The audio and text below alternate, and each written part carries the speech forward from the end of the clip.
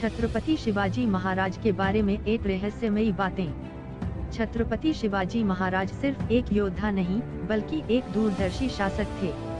आइए जानते हैं उनकी जीवनी से जुड़े टॉप 8 रहस्य और अद्भुत तथ्य, जिनके बारे में आप शायद ही जानते होंगे। 1. गुरिल्ला युद्ध नीति। शिवाजी महाराज ने गुरिल्ला युद्ध नीति को एक नई ऊंचाई दी। उन्होंने अपने छोटे फुर्तीले सैनिकों को पहाड़ियों और जंगलों में छिपाकर दुश्मनों पर अचानक हमले करने की कला सिखाई। यह रणनीति इतनी प्रभावी थी कि बड़ी मुगल सेनाएं भी उनके सामने कमजोर पड़ गईं। 2. नौसेना का निर्माण। शिवाजी महाराज को भारत में भारतीय नौसेना का जनक माना जाता है। उन्होंने एक शक्तिशाली नौसेना का निर्माण किया ताकि अरब सागर में पुर्तगालियों और अंग्रेजों से अपने राज्य की रक्षा कर सकें। यह उस समय की एक अद्भुत और दूरदर्शी सोच थी। 3. तोरण दुर्ग की विजय। शिवाजी महाराज ने सिर्फ 16 साल की उम्र में तोरण दुर्ग पर कब्जा कर लिया था। यह उनकी पहली बड़ी विजय थी, जिसने मराठा साम्राज्य की नींव रखी।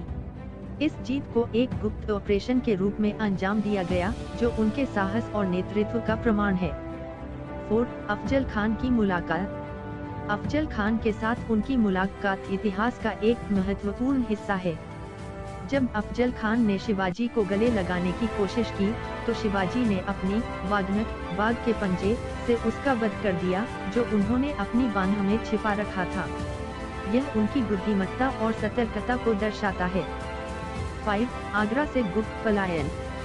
जब औरंगजेब ने उन्हें आगरा में कैद कर लिया था, तब शिवाजी महाराज अपनी और अपने पुत्र की जान बचाने के लिए एक गुप्त योजना के तहत फलों की टोकरियों में छिपकर निकल भागे।